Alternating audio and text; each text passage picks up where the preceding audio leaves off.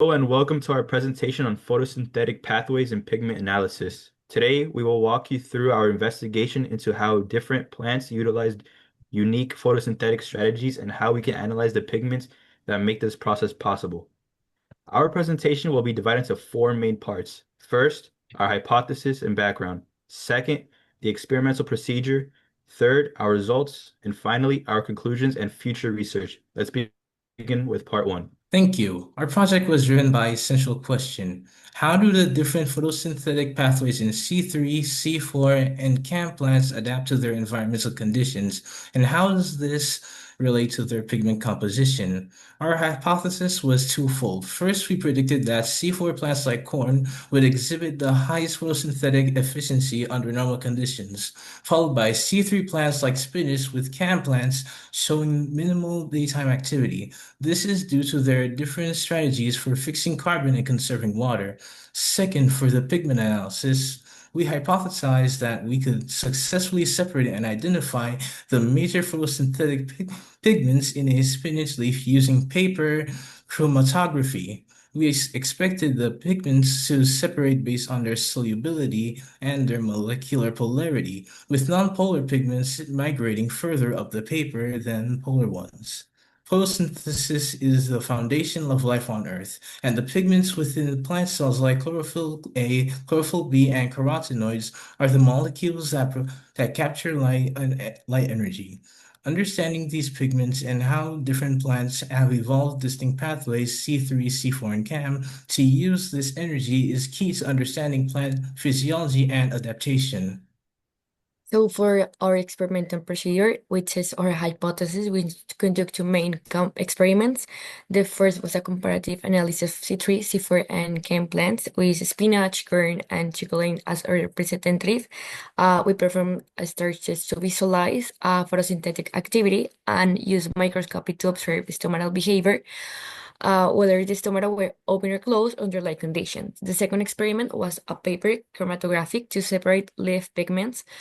We took a fresh spinach leaf and ground into acetone-based solvent to extract the pigments. Then apply small drops of his concentrated extract onto a chromatographic paper. This paper was suspended in a silk chamber containing a moist solvent of petroleum, either an acetone. The solvent moved up the paper via capillary action. It carried the pigments with it. And the key here is that the different pigments travel at different rates based on how soluble they are in a solvent and how strongly they are adhered to the paper. After the solvent from move most of the way up the paper, we remove it, mark it the front, and let it dry. When I measure the distance each pigment band traveled to calculate if REF value, which is a standard way to identify pigments.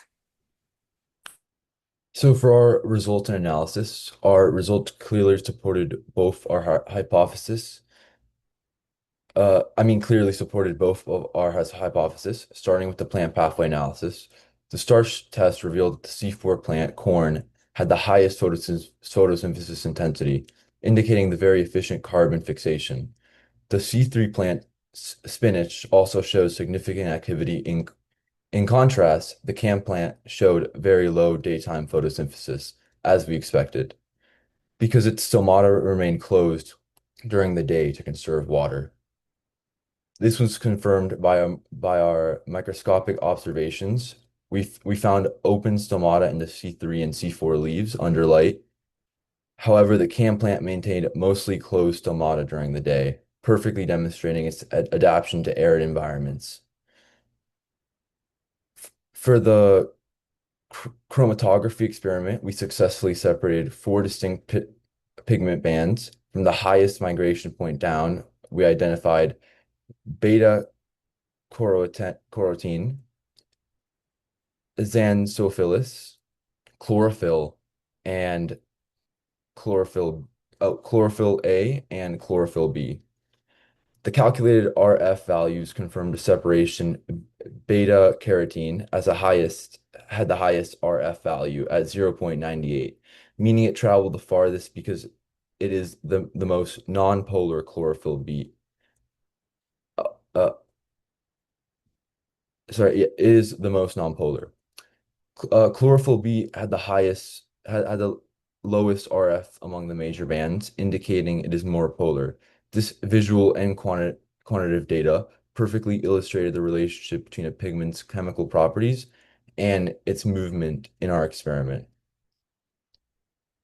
In conclusion, our findings confirm that C3, C4, and CAM pathways represent distinct evolutionary adaptations.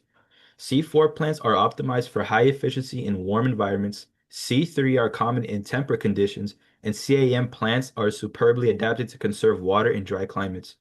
Their stomatal behavior directly correlates with their photosynthetic strategies. Furthermore, the chromatography experiment demonstrated that the complex mixture of pigments in a leaf can be separated based on simple principles of solubility and polarity. The order of migration from nonpolar carotenes to more polar chlorophylls directly reflects the role and structure within photosynthetic machinery. For future research, we could expand this study by comparing pigment profiles across different plant species or seasons. Using more advanced techniques like thin layer chromatography or spectrophotometry could provide more precise quantitative data. It would also be fascinating to investigate how environmental stresses like high light or drought affect both photosynthetic pathway efficiency and the pigment composition in these plants. Finally, we would like to acknowledge our professor, Juan Murata, for his guidance, and we used AI tools like Python and ChatGPT to assist with our data analysis and visualization. Thank you for your attention.